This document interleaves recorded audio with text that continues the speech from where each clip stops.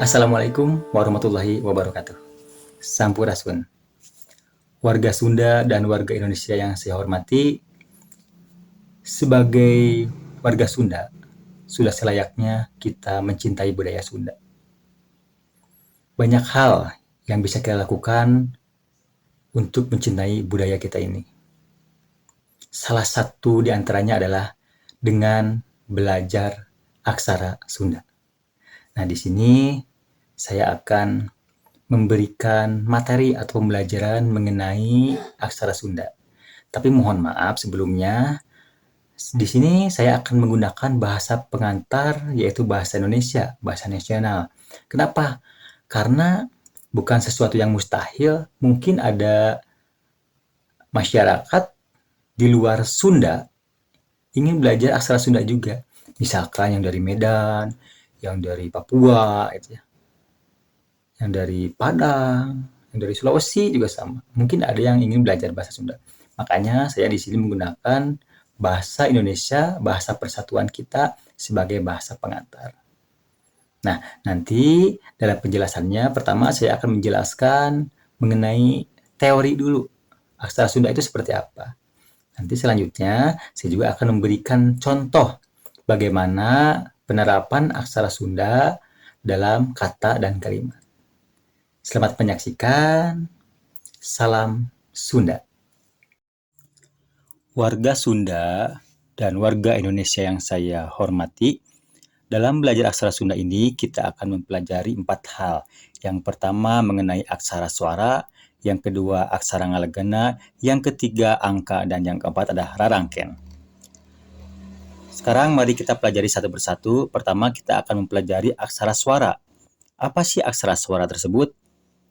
Kalau dalam istilah bahasa Indonesia, aksara suara ini adalah huruf vokal yang terdiri dari A, E, I, O, U, E, dan E. Perbedaannya adalah, kalau dalam bahasa Indonesia, huruf E itu hanya satu. Tetapi kalau dalam bahasa Sunda, E itu ada 3. Ada E, ada E, ada E. Nah, itulah kayaknya bahasa Sunda. Selanjutnya, yang kedua kita akan mempelajari tentang aksara ngalagena. Aksara ngalagena ini ada 23, dimulai dari K, seperti ini hurufnya. Ga, seperti ini hurufnya. Nga, seperti ini hurufnya. Dan sebagainya sampai dengan za. Nah, nanti aksara-aksara ini bisa di-download di link yang ada di deskripsi video ini. Selanjutnya, yang ketiga kita akan mempelajari tentang angka. Dalam aksara Sunda juga sama ya. Ada angka mulai dari 0 sampai dengan 9. Seperti ini bentuk hurufnya. Selanjutnya, yang keempat rarangken. Nah, ini yang paling penting. Buat apa sih rarangken? Nah, nanti tadi kan kita sudah menjelaskan ada aksara suara sama aksara ngalagena. Nah, aksara-aksara tersebut nanti kita akan terapkan dalam membuat kata atau kalimat. Nah, ketika kita membuat kata atau kalimat, maka rarangken ini sangat diperlukan. Apa saja rarangken tersebut? Pertama, kita bahas rarangken yang ada di atas aksara ya. Nah, ini nih, ada di atas aksara. Apa saja? Pertama, ada panghulu. Nih, panghulu. Panghulu ini fungsinya adalah merubah suara vokal A menjadi I. Contohnya, ini ada aksara ngalegena K. Kalau di atas aksara tersebut kita bubuhi rarangken panghulu, ini seperti ini nih, maka K ini berubah menjadi Ki. Kalau nanti ada Ca berubah jadi Ci, Ma berubah menjadi Mi, dan sebagainya. Yang kedua, ada pamepet. Pamepet ini fungsinya merubah suara A menjadi E. Contohnya, K memakai rarangken pamepet, berubah suara menjadi ke. Yang berikutnya yang ketiga, ada paneuleng. Paneuleng fungsinya adalah merubah suara A menjadi E. Contohnya, K menjadi ke. ba menjadi be, dan seterusnya. Yang keempat ada panglayar. Nah, panglayar. Panglayar ini fungsinya bukan merubah suara, tetapi justru menambahkan huruf R. Contohnya, K. Jika dibubuhi panglayar di atasnya, maka akan berbunyi menjadi kar. Itu ya. Yang kelima ada panyecek. Nah, panyecek ini hampir sama fungsinya dengan panglayar. Kalau panglayar menambah R, kalau panyecek ini menambah eng. Jadi contohnya kalau misalkan ada K ditambah dengan panyecek akan menjadi kang. Yang selanjutnya, rarangken yang ada di bawah aksara. Nah, apa saja? Ada panyuku. Pertama ada panyuku, fungsinya adalah merubah suara A menjadi U. Kalau tadinya K, memakai panyuku menjadi ku. Selanjutnya, yang kedua ada panyakra. Panyakra ini berfungsi menambah atau merubah suara A menjadi ra. Contohnya, ini ada K, kita tambah dengan rangkaian panyakra, maka bunyinya akan menjadi kra. Nah, itu ya. Selanjutnya yang ketiga ada penyiku. Penyiku juga hampir sama ya dengan panyakra. Kalau panyakra mah memakai kra, kalau penyiku mah nanti ditambahnya menjadi tambah dengan la. Jadi kalau misalkan K ditambah dengan penyiku menjadi kla. Nah, selanjutnya, nah ini rangkaian yang posisinya sejajar dengan aksaranya, baik yang di depan maupun di belakangnya. Contohnya ini ada paneleng. Ya, paneleng. Fungsinya apa paneleng itu? Paneleng fungsinya untuk merubah suara vokal A menjadi E. Contohnya K, memakai paneleng jadi ke. Yang kedua ada panolong. Bentuknya hampir sama ya. Tapi hati-hati ini berbeda loh dengan paneleng. Perhatikan tuh. Baik posisinya maupun bentuknya itu ada yang beda. Perhatikan. Panolong ini berfungsi mengubah suara vokal A menjadi O. Contohnya K memakai panolong menjadi ko. Yang ketiga ada pemingkal. Pemingkal ini merubah atau menambah ya suara vokal A dengan ya. Contohnya K ditambah dengan pemingkal menjadi kya. Yang keempat ada pangwisad. Pangwisad ini berfungsi menambah konsonan H pada akhir aksara. Contoh, ini ada K ya, ditambah pangwisad nih, dibacanya menjadi kah. Selanjutnya pamae. Nah ini pamae nih. Fungsinya apa? Pamae ini untuk menghilangkan aksara vokal pada setiap akhir aksara ngalegena. Gitu ya. Contohnya nih, ini ada K ya. K.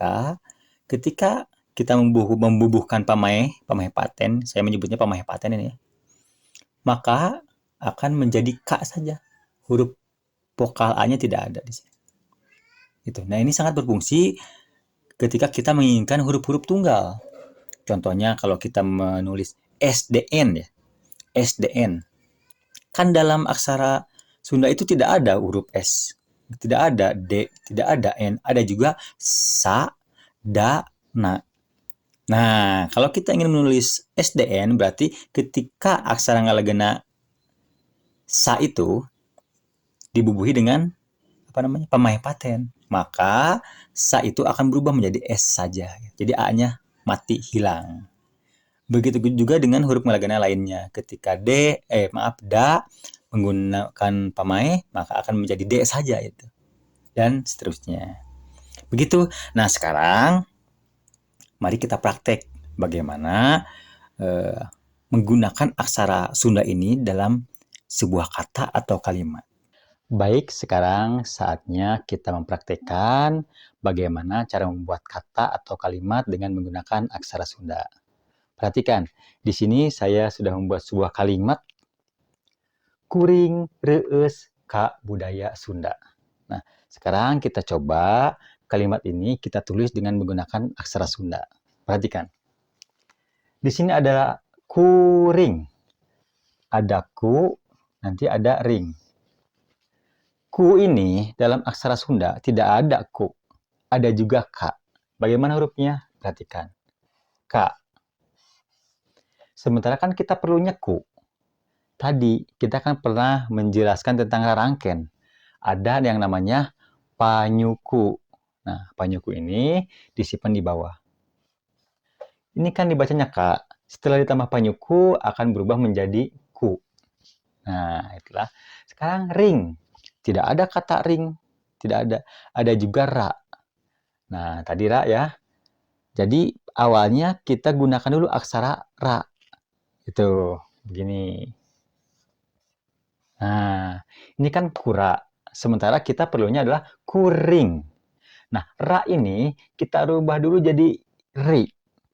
Tadi kita ada rangken yang namanya itu panghulu. Nah, adanya di atas. Nah, ini jadi ri. Berarti kuri. Nah, sementara kan kita maunya kuring. Berarti kurang eng. Apalagi tadi ada yang namanya panyecek. Panyecek itu fungsinya untuk menambahkan huruf eng. Bagaimana di sini caranya? Nah, tandanya sini. Jadi ini menjadi kuring. Sudah selesai kan? Kuring. Selanjutnya reus. Re. Tidak ada re, ada juga ra. Ada juga ra. Ini ra. Tapi kan perlunya juga re. Ya, re. Us. Nah, perlunya juga re. Gampang. Ini pakai paneleng. Tadi ada tandanya kan re. Kalau panelengnya seperti ini. Nah, asalnya ra memakai paneleng jadi re. Sekarang kita perlu us. Tidak ada us. Ada juga e. Pakai aksara, apa namanya itu? Aksara suara. Us. Nah, ini e. Berarti re, e. Re, e. Kita perlu re, es. Kurang s. Bagaimana caranya? Apakah ada huruf s? Aksara s? Tidak ada. Ada juga sa. Nah, tidak apa-apa. Kita pakai sa aja dulu ya. Pakai sa. Ini sa. Nah, reesa. Nah, sementara kan kita perlunya rees. Tadi kita pernah belajar tentang pamaeh paten. Paehan.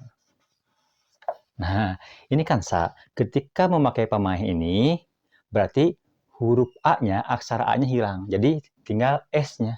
Jadi rees. Oke, selanjutnya. K. Kalau K ada ya, K mah gampang. Ini K. Ini K nih. Oke. Budaya. Budaya. Bu. Tidak ada bu. Ada juga apa? Ba. Tidak apa-apa, kita pakai ba dulu. Nanti kita gunakan rangkaian. Bawah ya. Ba. Ini ba. Tapi kan perlunya juga bu. Tadi memakai panyuku ini. Nah, ini jadi bu. Da. Kalau da itu ada ya. Ada. Da itu ada. Buda. Ya. Ya juga ada. Jadi tidak usah memakai rangkaian. Nah, budaya. Sekarang satu lagi. Sunda. Sunda. Sun. Ada sun? Tidak ada. Ada juga apa? Sa. Ya, tidak apa-apa. Kita pakai sa dulu. Tadi sa itu berapa ya? Oh, angka 7.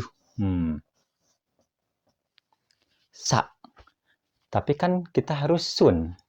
Sa-nya rubah dulu menjadi su. Memakai apa? Panyuku. Jadi su. Nah, sekarang n-nya gimana? Bagaimana n-nya? Apakah ada n? Tidak ada. Ada juga na. Ya, kita pakai na aja dulu. Nah, jadi suna. Perlunya n saja. Ada apa tadi? Pamaeh. Nah, pamaeh. Jadi ini, na ini, a-nya hilang. Jadi n saja. Jadi sun. Nah, kalau da-nya ada kan ya? Da-nya. Nah, ini da. Sudah, selesai. Kuring, reus, ka, budaya, Sunda. Seperti inilah. Itu ya. Nanti di pertemuan berikutnya kita akan berlatih lebih banyak agar kita lebih paham mengenai aksara Sunda ini. Sekian penjelasannya. Mohon maaf atas segala kekurangannya. Wassalamualaikum warahmatullahi wabarakatuh. Reus Kabudaya Sunda.